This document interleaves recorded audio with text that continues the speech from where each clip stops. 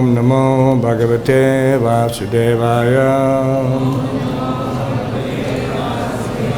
Om Namo Bhagavate Vasudevaya. Om Namo Bhagavate Vasudevaya.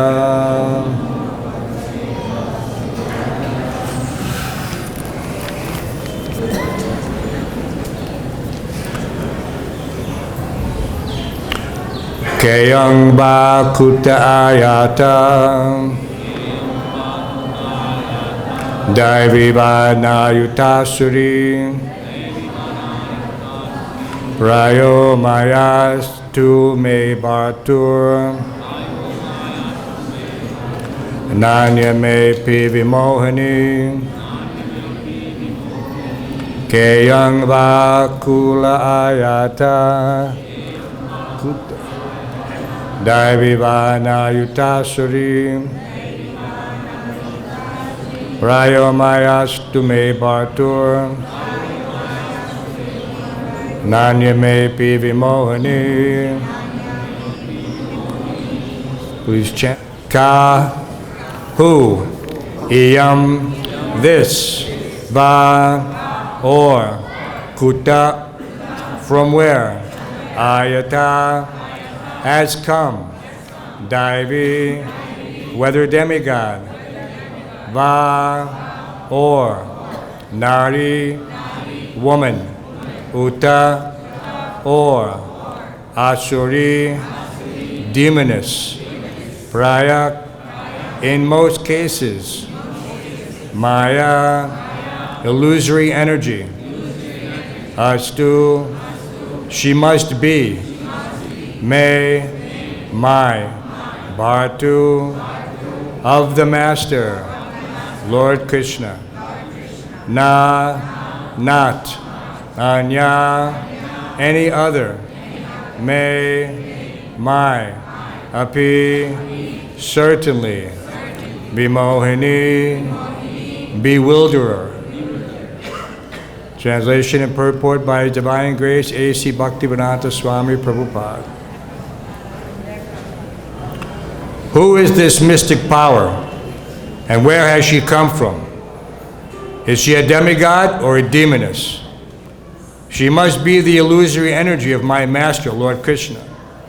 For who else can bewilder me? Please repeat. Who is this mystic power? And where has she come from? Is she a demigod or a demoness?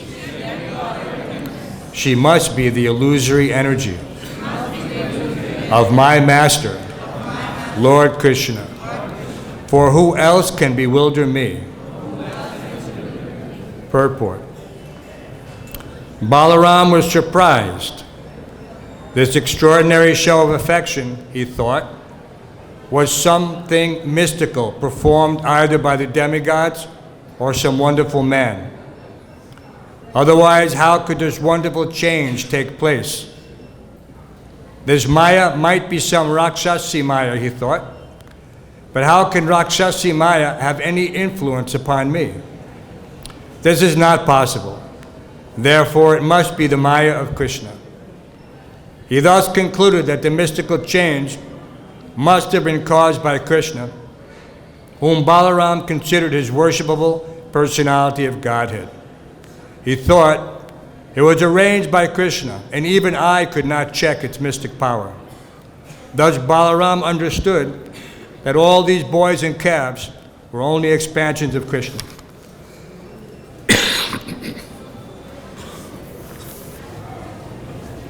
Mukam karoti vachalam pangam lankarte gram yatkipata maham vande shigaram dinatana.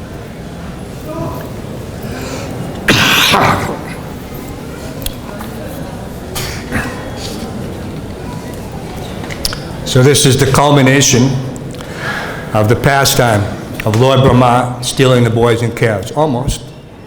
There's the prayers by Lord Brahma.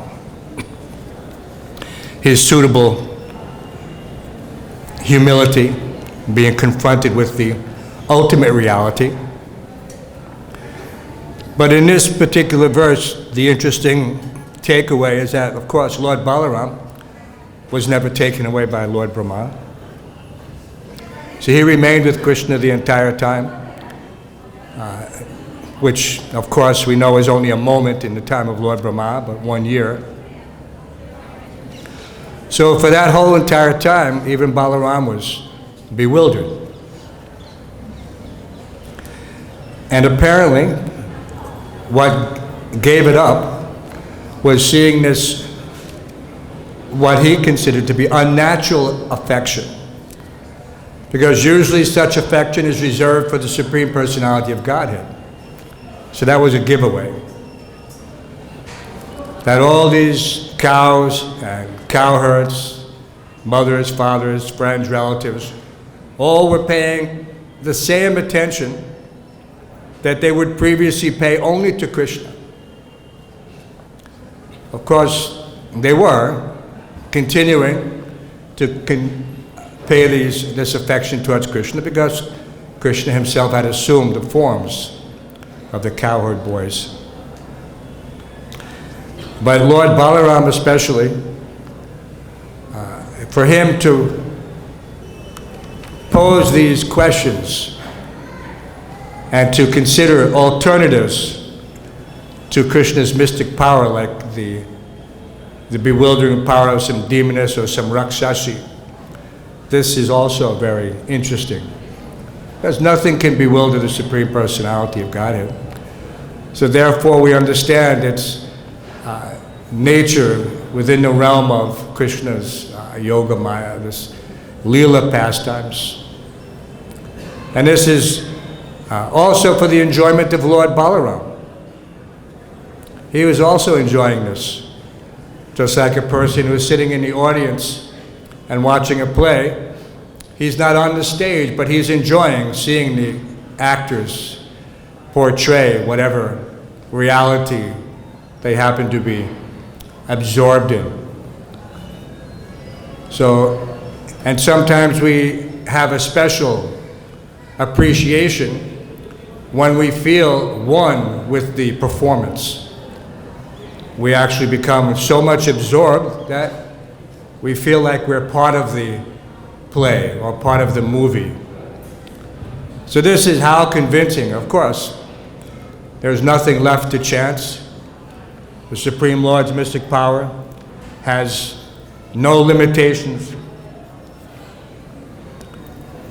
Whatever can be conceived, materially speaking, we sometimes are amazed at so-called computer-generated, special effects. They make everything seem so real. So that is also a type of illusion, no doubt.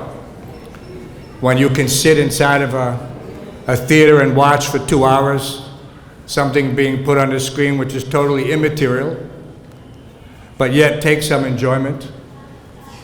So this is just the minute aspect of our enjoying mood.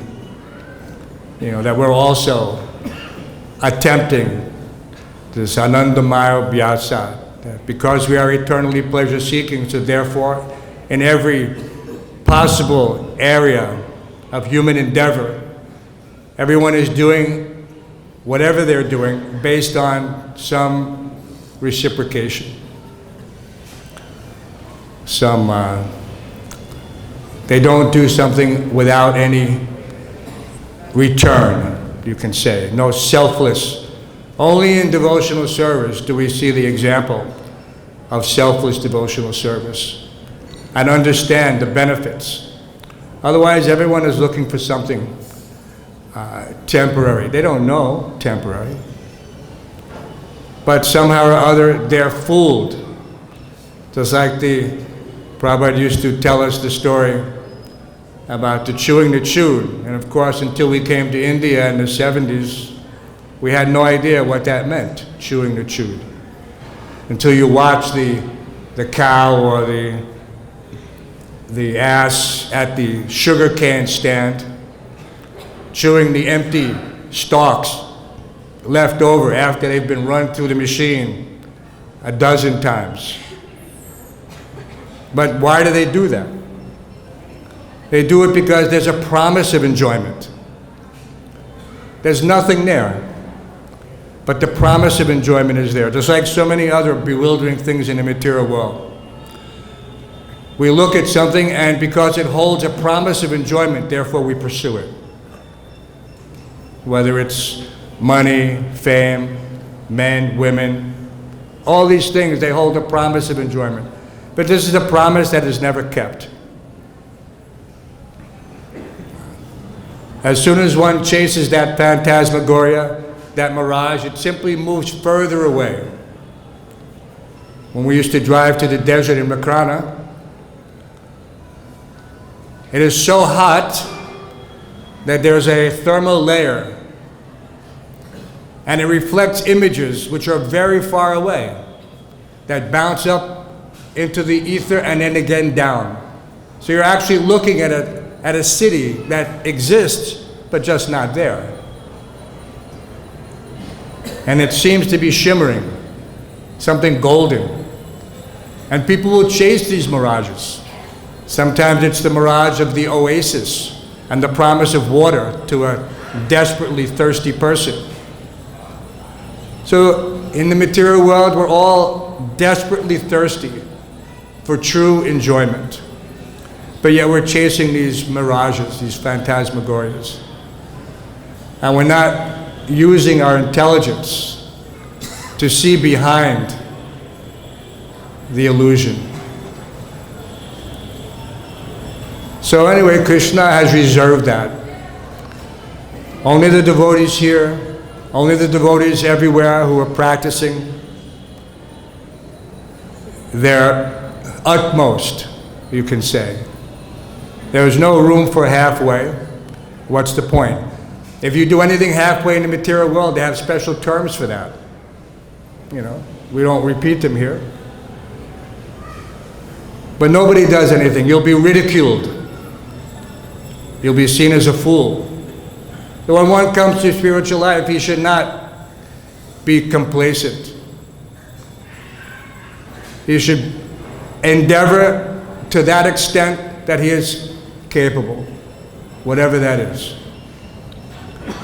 Internally, everyone knows his capacity. So it is not that someone else can say, you have less or you have more. It can be seen. The spiritual master has intimate knowledge. Everyone remembers in the presence of Srila Prabhupada how he could look into us and reveal everything as if we were, all the layers of false ego were being removed and revealing that what we were trying to retain, some minute independence. But as soon as Prabhupada gave us that look, independence was finished. And if you were fortunate, surrender was at hand. And then with surrender, certainly there's opportunity to go further and further, and deeper.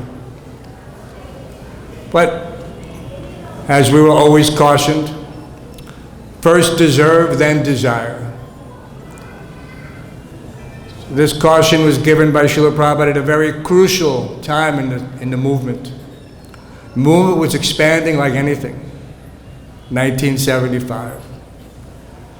Temples were opened, 108 temples, devotees were bursting at the seams, the temples. There were buses all over America going up and down, college to college. And we were printing Chaitanya Charitamrita, 17 volumes in 3 months. And the editors, very prestigious position in the Bhakti-Vedanta Book Trust at that time. All of our editors, we had closed the editing shop at Brooklyn, Henry Street, ISKCON Press, and everyone had moved to Los Angeles, June of 1975, to concentrate on Chaitanya Charitamrita. So Sanskrit editors were held in high esteem. They were very, you could tell just by the way they walked. But something special took place. They formed something called the Gopi Bhava Club. Okay, try to imagine. This is 1975. No one had been in the movement more than 10 years. You know? And many of us much less. But they had formed a Gopi Bhava Club. So one of my godbrothers, who was not participating, but who was very concerned, he went to Srila Prabhupada and said, Srila Prabhupada, your Sanskrit editors are, doing something I feel you should be aware of. And when he told Srila Prabhupada, Prabhupada was very concerned. And he said, immediately bring them to his room in Los Angeles. And when Prabhupada brings you to the room without advance warning like that, you know it's pretty bad. Just go to Prabhupada's room, like going to the principal's office. Go to Prabhupada's room. So Prabhupada sat and said, what is this? What is this? And they tried to justify that Srila Prabhupada, because what's the benefit of being a Sanskrit editor? You're reading all the transcriptions. You're doing the transcribing from Prabhupada's dictaphone. You're adding the diacritics where necessary. You're doing the word for word. So you're getting everything in advance. You're reading Chaitanya Charitamrita before anyone else in the movement. So the feeling of self is very special. He said, Prabhupada, we're just reading your books. But what is this that you're doing, this Gopi Bhava? I said, but Prabhupada, we're just trying to, this is, you're saying in the Chaitanya Charitamrita, this is the topmost platform. And Prabhupada took his fist and he banged the desk. And that's when he said, first deserve, then desire. And he said, when you go to a pharmacist shop like Gupta Medical across the street, the shelves are lined with medicine, up and down. You don't even know what they are. You cannot just go in and pick and choose what you want. This is Prabhupada explaining to them after he banged the desk. He says you have to have a qualified person, a qualified doctor to prescribe the medicine. First deserve, then desire. So it was a very important lesson for the entire movement. It spread like wildfire. There was no WhatsApp, there was no internet, there was nothing. But there were telephones. And the telephones were ringing off the hook across the country, across the world. We had overstepped. So that tendency may still be there, to overstep. When we, at the same time, okay, this is another interesting thing. So, this is all happening. So when this happened, what did Prabhupada do? He stopped translating Chaitanya Charitamrita, and he translated Nectar of Instruction. And he finished right here in September 1975, Kṛṣṇa Balaram Temple. He was so concerned that we were jumping ahead. He needed to bring us back down and put our feet on the ground. Vāca vegam, manasakota vegam, jiva vegam, mudra pashta vegam. Okay, the basics. He was basically saying, who do you think you are? You're not even out of first grade yet. And this must have appeared quite, in one sense, amusing to Prabhupada to see his disciples, like I said, most of whom had not been in the movement more than 10 years at that time. But trying to enter into the intimate pastimes of Radha and Kṛṣṇa through the pages of Chaitanya Charitamrita. So it's a lesson well learned. 40 years ago or today, it's the same. When we're trying to understand this mystic power, that bewilders even, Lord Balaram, primary expansion, not different from Kṛṣṇa, except for the color of his dhoti. But somehow or other, he was under the spell. So therefore, Kṛṣṇa is Yogeshwar. He's the master of all mystics.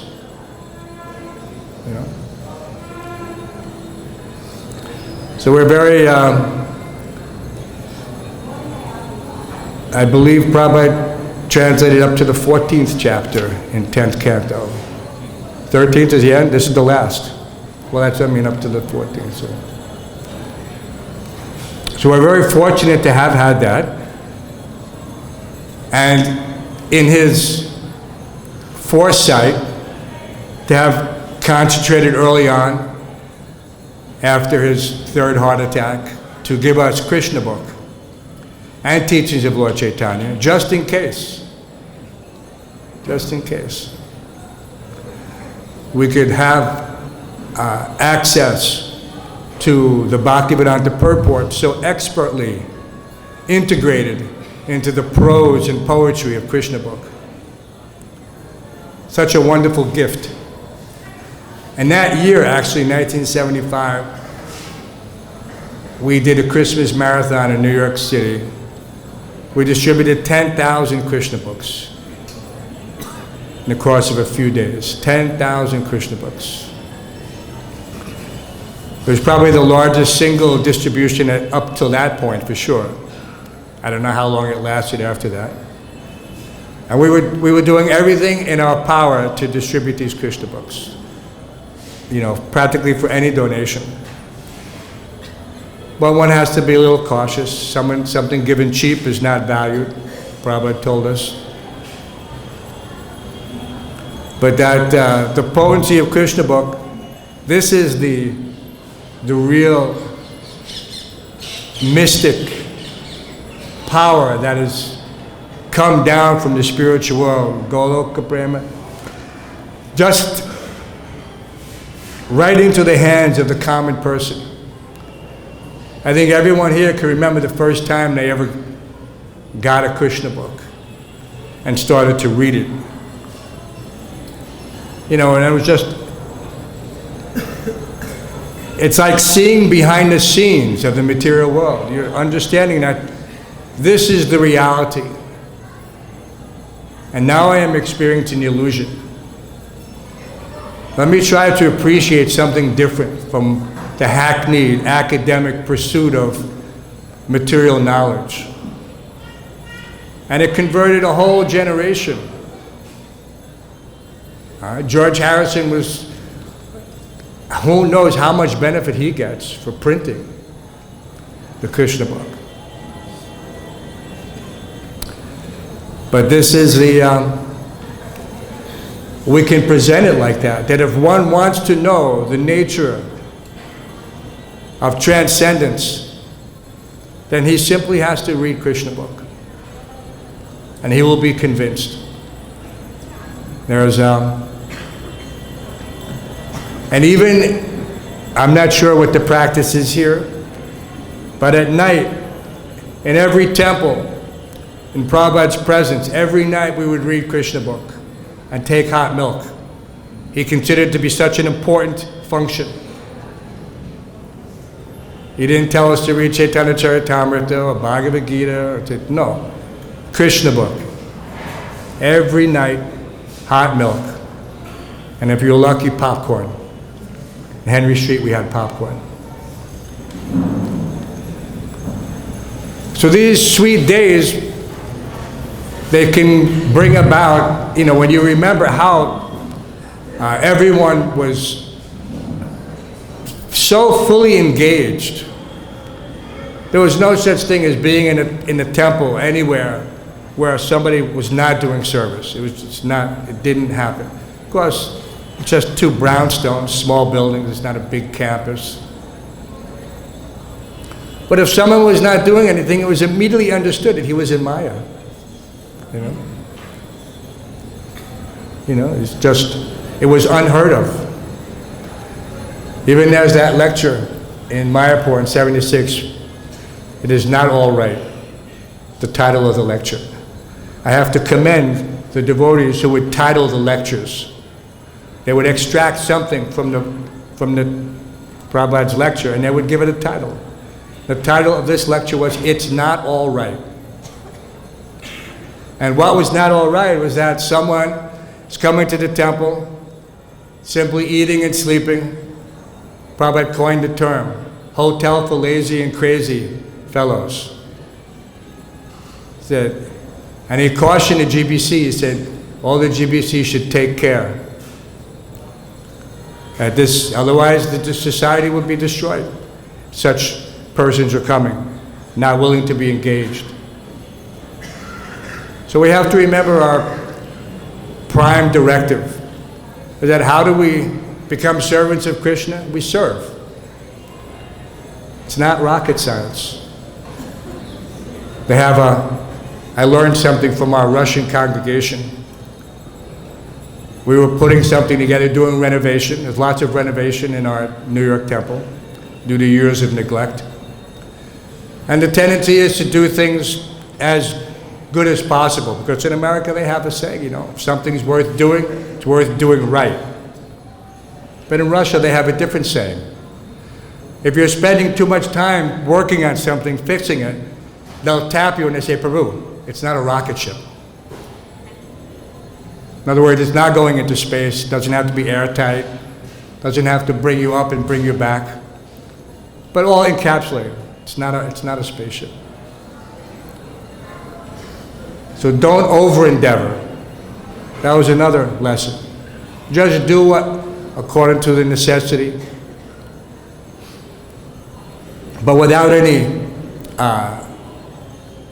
consideration for trying to do something simply to satisfy the temple commander. Let me do the minimum. No. We should always try to do our best. And then Prabhupada said it very clearly. He said, don't try to see Kṛṣṇa. Just act in such a way that Kṛṣṇa will see you. If one keeps this in his mind, then how can he go wrong at any time? Just try to act in such a way that Kṛṣṇa will see you. And we have opportunity at every moment in this regard, especially the temple is meant for service. Temple is only meant for service. It's not meant for anything else. Of course, we're seeing the deities, and the deities are seeing us. And when we greet them in the morning, we present ourselves that we're here for your service. I'm not here for eye exercise. All right? The famous story Srila Bhakti Prabhupada relates, Srila Bhaktisiddhanta having class, and the conch shell blew, the curtains opened, and one, I don't know if he was a disciple or a guest, got up and he walked to the other end of the room to have darshan. The lecture continued, and after some time this person came back and sat down again. Srila Bhaktisiddhanta said, oh, what did you see? And the person related, oh, the deity is wearing beautiful golden mukut and this very nice dress and colorful and nice garland and so many bangles. And Srila Bhaktisiddhanta, what did he say? He said, simply eye exercise. Simply eye exercise. You're looking, but what are you seeing? You got up from the hearing from a pure devotee. Of course, maybe he was a guest, maybe he didn't understand the etiquette involved. A saintly person is sitting there. He should have heard what happened to Ramaharshan Sutta. He would have maybe had second thoughts about it. But, this is our dilemma. We think we're so much advanced that we can neglect to read or hear and just be satisfied by what our eyes are showing us. But this is not, we have to be careful. Yes, we appreciate the wonderful service of the pujaris in decorating Radha Shyam, Krishna Balaram, and Gaura. Yes, that's how we appreciate their service. To make everything beautiful, to impress upon those who come so that they can get a glimpse of how one acts in the presence of God. Just see how nicely. Are there any deities dressed as nicely as our deities? No. Not to this day, even though they imitate. Even though they steal some of our pujaris. But they have to pay them. It's not the same. It's never the same. It will never be the same. Because here it is done with love and devotion. So in all things, whatever we do, just like Yat Kuroshiyas Nasi, we had to present that verse to the city of New York in order to get permission to conduct affairs in the Washington Square Park during the Corona. They wanted to restrict us. They couldn't restrict the parade because it's a religious parade. We were the only entity allowed to march down Fifth Avenue in 2021. Everyone else was stopped. Puerto Rican Day Parade, St. Patrick's Day Parade, all these other parades, because they're all cultural. But because our parade is registered as religious, they had to let us have the parade. And the police actually like us. They don't mind us. But the Parks Department was getting a little funny. They were kept saying, no, this and that, you can't distribute food. I said, it's part of our function. We distribute food to 8,000 people. And they were freaking out. They said, you have to show us where it, in your scripture it says you can do that. So I sent them that verse, Yat Kuroshiyas Nasiya Joshi Didasiya, on our letterhead. I had my lawyer sign it, though I didn't sign it. So our lawyer was preaching, at least from their perspective. And they said, oh, okay. If it says it in your scripture, I guess you can do it.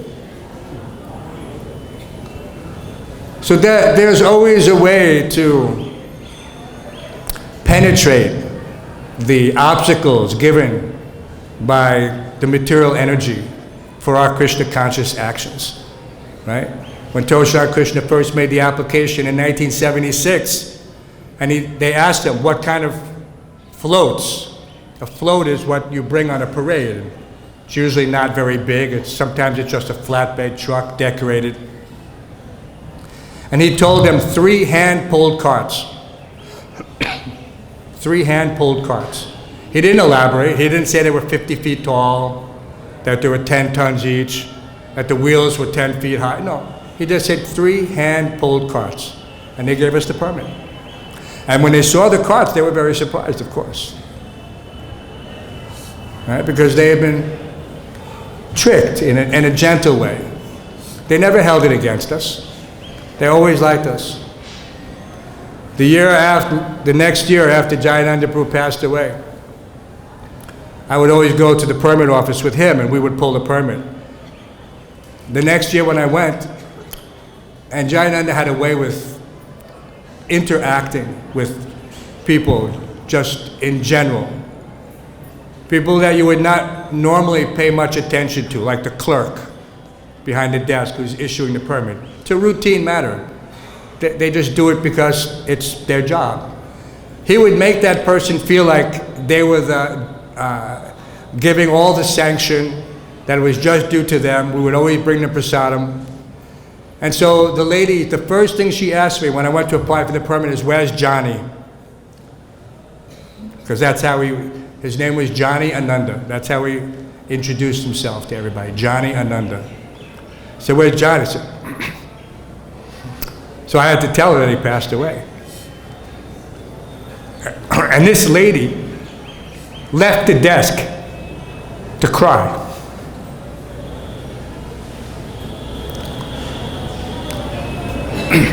Pretty amazing how a devotee can interact and evoke those emotions. So our preaching should never be too elevated in the sense that we're talking above people's heads, trying to impress them with our philosophical knowledge of Gopi Bhav or something else. But we should try to touch their hearts as devotees so that they appreciate what is a devotee. Because they will be inclined then when someone approaches them with a book or they come to one of our restaurants. So this is sometimes it's a little bit of a tedious process, cultivation. It takes time. I always appreciated having an opportunity to do that type of service, whether it was running our Govinda's restaurant or building Prabhupada Samadhi, interacting with the local whatever, was an opportunity to show them that devotees are not some strange animal that, we're here to exploit the resources of whatever, because they're always suspicious. I mean, they used to think our chakra on the top of the dome was an antenna for a shortwave radio. I mean, they would tell us this, frankly, fully believing that we were all CIA. This was, the 1970s, 1980s. So for them to actually have a relationship with a devotee and to know that they're just normal people was how we opened up many doors to get things done without having to pay enormous bribes, which is typically the shortcut. But the real challenge is to get it done by making friends with them. Whoever it is. Big men, small clerks behind the desk.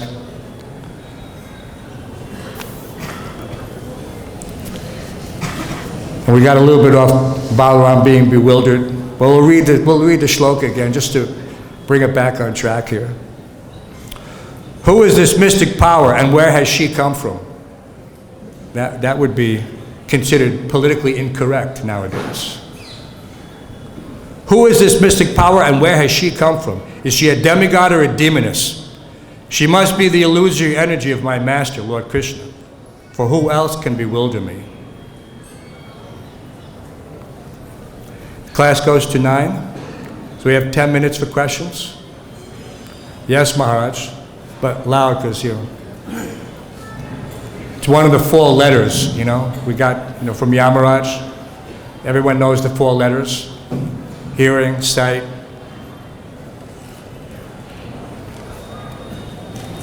You have given us many instructive lessons from your class. It was wonderful. I also especially liked how you gave the analogy of a drama and somebody is seeing the play, at the theater, and Balaram is seeing this whole drama in relationship to Krishna's mystic quality. Could you kindly share how you were bewildered by Srila Prabhupada? How we were what? How you specifically was bewildered, like Srila Prabhupada bewildered us. So. Yeah, Srila Prabhupada bewildered. Or you can bring it other devotees how they were bewildered. I mean, difficult to say in that context. I had been reading Gita and listening to Prabhupada's lectures. When the opportunity came to see him face to face, the temple president had, he engaged me nicely. We were just new devotees. But somehow or other, we were able to get close to Prabhupada in a manner befitting our lower station. We were assigned to clean Srila Prabhupada's rooms and to do general repair work. I was the handyman of the temple. So he... in New York? In New York. This is Henry Street, is our first Brooklyn temple, after 61 2nd Avenue. So in seeing Prabhupada's lifestyle, in one sense, I was struck by the simplicity. I was so impressed that here's a person who commanded so much knowledge, and if he wanted, unlimited power through thousands of disciples. Yet here he was, going from temple to temple. He had an almirah with some cloth in it. He carried everything else in his little valise suitcase, much of which we have still in Brooklyn on his desk, his original desk from Henry Street, which we used to clean, but not move anything. Very strict instructions, don't move anything. And so that intimacy, and I didn't consider it intimate at the time. I didn't understand fully who Srila Prabhupada was. But having that service to clean the pure devotees' quarters, bathroom, whatever else was there, I felt that somehow or other he was giving us a special benediction. You know, everyone wanted to go on the morning walks. That was a thing, because you got to be seen by Prabhupada. But you really didn't hear anything unless you were right up front. You were just in the back chanting japa. So I realized I would rather be cleaning Srila Prabhupada's quarters and getting his remnants than out there pretending to be something I wasn't. I had no questions to ask, and we weren't anybody, but the nectar of cleaning Prabhupada's quarters was more than sufficient to bring us closer to the menial servant that we were attempting to achieve, that status. And Prabhupada recognized it. It's not that he didn't recognize. Gargamuni Maharaj at that time,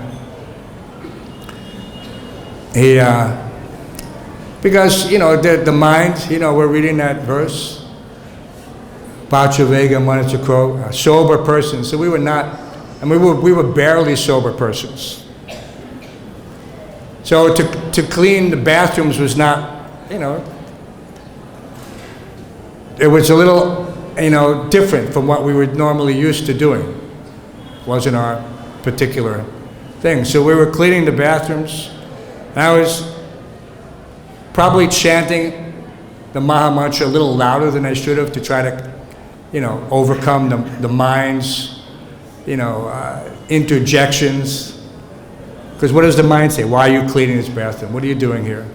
What is this? You could be doing something else. You could be enjoying. And so and then I saw these lotus feet walking into the bathroom because I was chanting too loud. And as soon as they came in, I stopped, paid my obeisances on the wet floor, and, you know, I didn't want to open the stall door. I was just dressed in a gamsha. I didn't, you know, we weren't. And Prabhupada walked back out. And then Gargamuni came later and told me, he says, Prabhupada was wondering who is chanting in the bathroom. You know, maybe he thought somebody was chanting japa in the bathroom. So he wondered who is chanting in the bathrooms. So these things just sweet after the fact. You relish any of your memories with Srila Prabhupada. So, and hopefully they anchor you to the reality that I'm his eternal servant. Birth after birth. So that we don't get too far off the path. It happens. You know, Prabhupada said, Rasagraha, for one who having once tasted nectar of Krishna's lotus feet, he can never leave. Rasagraha, he can never leave. He'll always come back. But maybe not in this lifetime. So somehow or other, we try, at least in this lifetime. Prabhupada requested us. It's really not that difficult once you get past the 50-year mark. Right? Or maybe it's 40 years. No, it's not difficult at all. We're just joking. In an instant, Prabhupada said, in that famous lecture in Australia, how long does it take for one to surrender? How long does it take? And Prabhupada said, in an instant. In an instant. We surrender. From this day forward, right?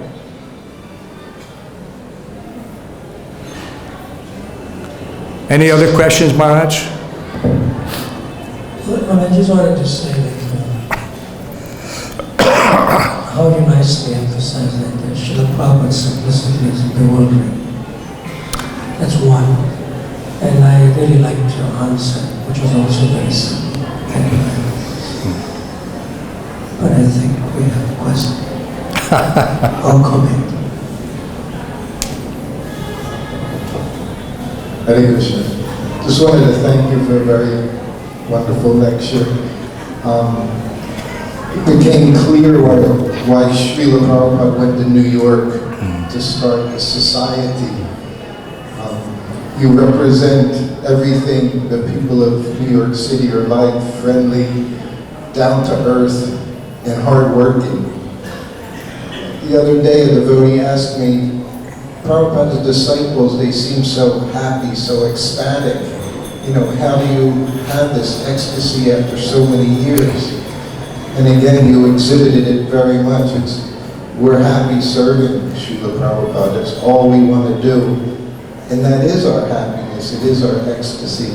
So just hearing from you, coming here from where you're doing your service after 50 years, you exhibit all of that. And again, I see why Prabhupada, everything began in New York City. And as we know, our God brothers and God sisters who were there, that's what everyone is like. So, thank you. Hare Krishna.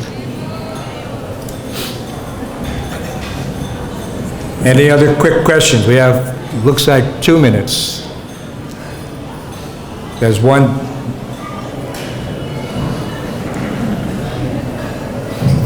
Hare Krishna. Thank you very much for it. Only this statement of this, like, you write in a such a way that Kṛṣṇa would like to see you. And you give this eye exercise example. But let us say, as a practitioner, how a practitioner would realize that he is acting in such a way that Kṛṣṇa is seeing? Yeah, I mean, Prabhupada mentioned that when we see the deities, that impression should stay with us. It's not that we're doing it for any other purpose, but that in the course of our lives, if we can have that impression within our heart, that can be brought out to the forefront of our mind at difficult times, then we're sure to be saved in every circumstance, because Kṛṣṇa is there. He's there within our hearts, but we're learning how to bring him into the forefront. This is I mean, there's so much psychology here and there, and people will call it subconscious, subliminal, this or that, the other thing. But if we're concentrating on the deities to that extent, and it's being done for a pure purpose, to carry that image and to bring it in our travels and preaching, so that we remember that, who am I representing? Who am I You know, we should never do anything to embarrass the spiritual master or the society. It's a great responsibility, and we have to carry it very carefully. It should not be taken lightly. Prabhupada used to tell us, and with regards to life membership preaching, you know, everything had to be done very nicely. He said, trust is like a china plate. Once broken, it can never be put back together the same way. So in all of our actions, we have to consider that. Trust is one of the most, obviously, the most important ingredient in any relationship. So what to speak of our relationship with Srila Prabhupada, you know, or any of our Varma Padaksha gurus, you know, or in that sense. Trust. They have to know who we are, what we're capable of, not that this person comes and creates some disturbance. And that's what he was saying in Mayapur. Don't let such persons come. You know, be careful. Take your association seriously. Be good association. Seek good association. You know, these things multiply exponentially. You know, this is our sadhu sangha. Any other? I think the time is up and breakfast is waiting. Srimad Bhagavatam ki, Srila Prabhupada ki.